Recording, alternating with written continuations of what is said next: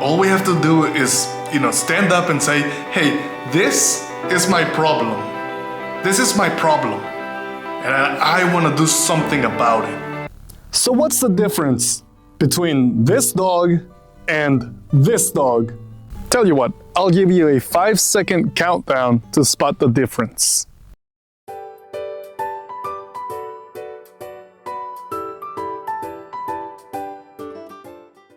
Well, did you find a difference? The truth is, there is no difference.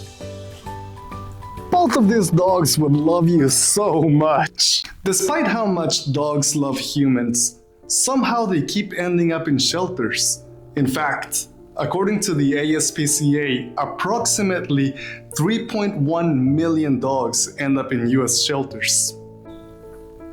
That didn't make you cry? Try this. Shelters euthanize approximately 390,000 puppies every year, to make room for more. But don't worry about this one, not this one. We're gonna find this one a nice home. 999! 1,000! Good stuff. Oh, hey, I didn't see you there. You caught me in the middle of my warm-up.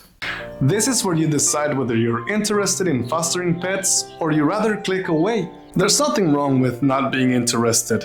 I don't want to guilt trip you into a serious commitment. But if you are interested and you want to learn more, you're in the right place. Let's talk about the good, the bad, the ugly, and the basics.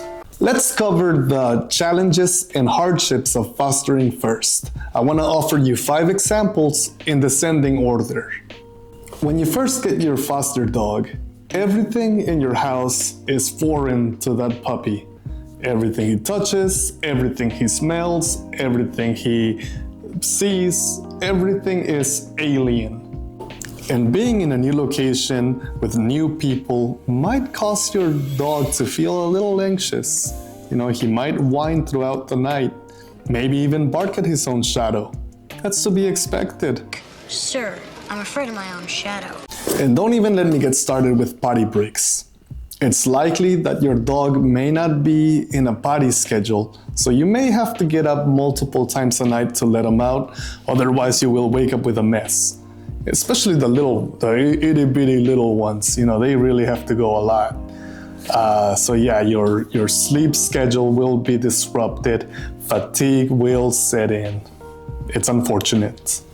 Consider that before your foster dog came into your comfortable home, he was likely a stray dog. And one of the characteristics of stray dogs is that they naturally resource scar. It's mine, mine for the taking. It's mine, boys, mine. And resources are not limited to food and water. A resource could be a couch, it could be a toy, it could be access to you, to your attention. So yeah, sometimes there is a bit of an incompatibility issue when introducing a new foster dog to your household, which can be a frustrating challenge. Alrighty then.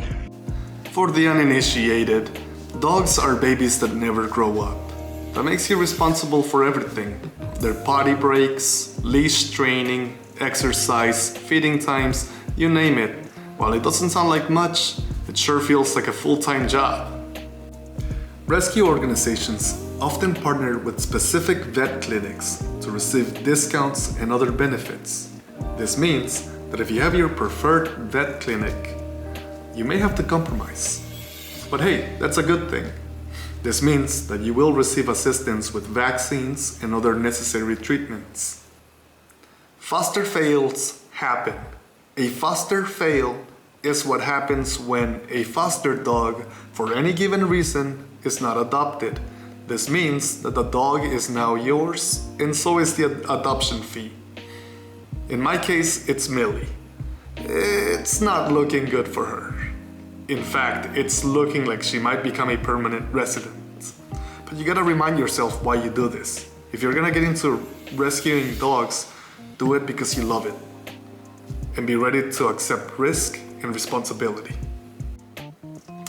You heard me talk about the hardships and challenges that come with fostering dogs. Boo, hardships and challenges. But hey, you're still here. That means you're still interested. And that means now we get to talk about the good stuff. Some days you get up, you go to work, and then this domino effect of bad things happen in succession and kind of culminate into this horribly bad, wrong day. And you come home frustrated and depressed. But what if, in an alternate timeline, you come home, you open the door, and there's this cute little puppy waiting for you, just wagging its tail and smiling and saying, "Hey, welcome home," and you know, absorbs all your misery, right? All your exhaustion, and then just fills you with joy and re-energizes you. What if that happens? See, that's what fostering does for you. It throws a much needed wrench into the revolving doors of your daily life. And just makes you happier. That's what fostering can do for you. You can call your work purpose, right? Maybe you want to climb all the way to the top of the ladder and then one day at 65 years old or 80 years old retire and, you know, roll the credits. But that's not purpose. That's the natural progression of getting a job. Now fostering, that's purpose.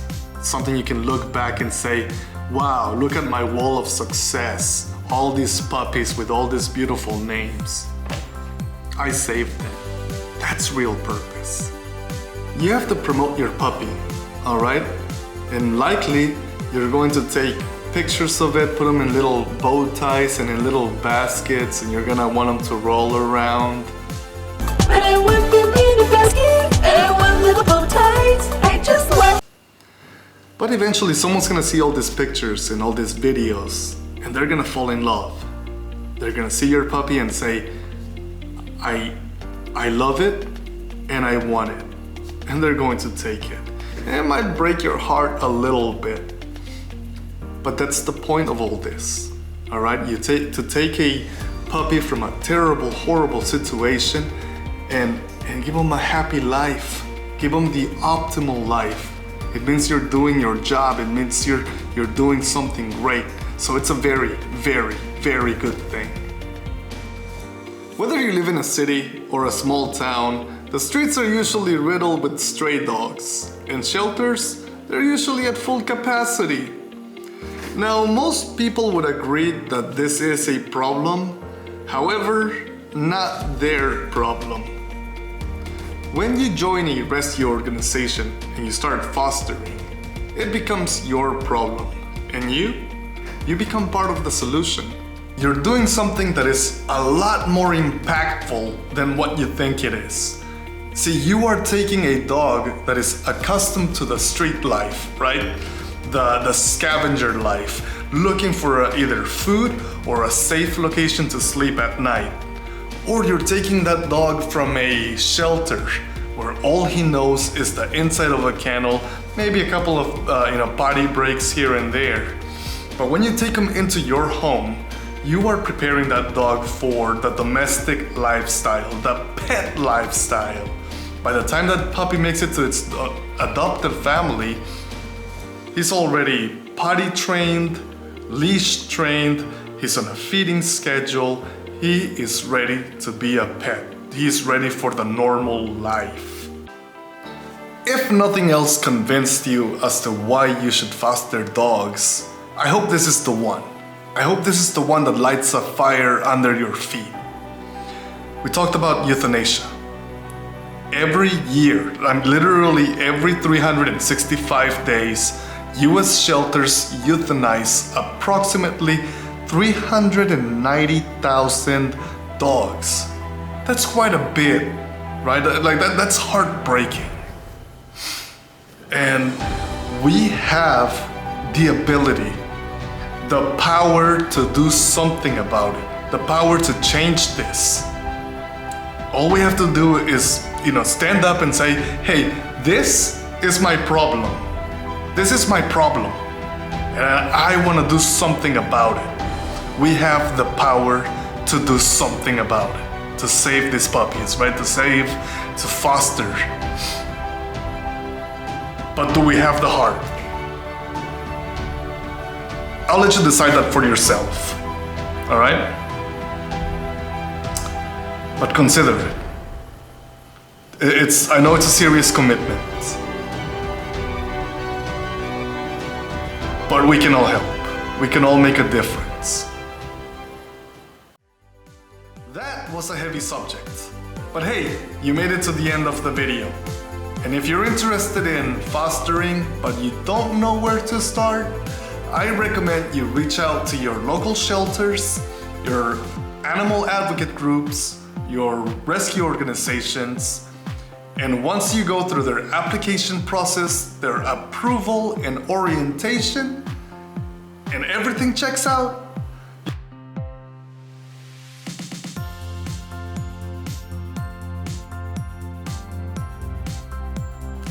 this has been Foster the Pupster.